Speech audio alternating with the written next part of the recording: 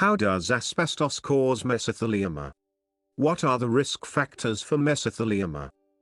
Risk factors affect a person's chance of getting mesothelioma or pleural disease. Having one of the following risk factors, or even several, does not mean that someone will get cancer. Asbestos exposure is the primary risk factor for mesothelioma.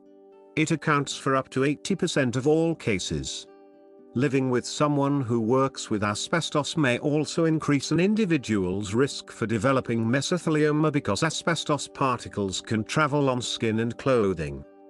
Radiation exposure, particularly to the radioactive substance thorium dioxide, which was used with X-rays to diagnose health conditions between the 1920s and 1950s, may increase the risk of developing mesothelioma.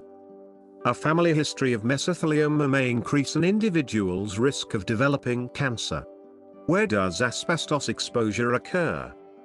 Occupational asbestos exposure is the most common cause of mesothelioma, especially within factory, construction, mining, shipbuilding, other manufacturing industries, and among veterans and mechanics. Asbestos exposure can also occur through the disturbance of asbestos-containing materials, such as when building materials begin to degrade over time, or through the removal of such materials during remodeling or construction. Environmental asbestos exposure occurs when naturally occurring asbestos found in soil and rocks is released into the air through either human activity or weathering. How does exposure to asbestos cause mesothelioma?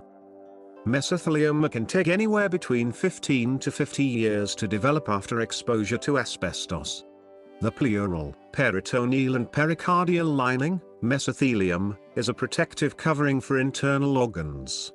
Mesothelium is made from tissue comprised of mesothelial cells that reacts when exposed to asbestos. The asbestos fibers cause this tissue to inflame, leading to scar tissue plaques forming on the surface of the protective lining. It is within this scar tissue that malignant mesothelioma tumors begin to grow. Plural mesothelioma occurs when asbestos fibers are inhaled and become embedded in the protective lining of the lungs, pleura.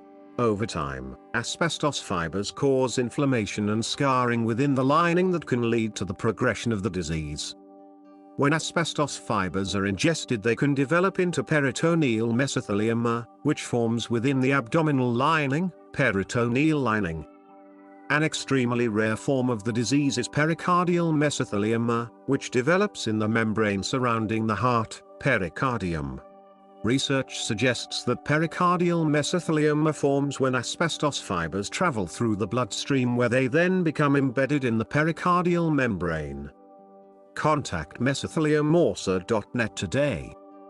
Our oncology navigators can assist you and your loved ones with questions about mesothelioma and pleural diseases, as well as scheduling appointments with our specialists.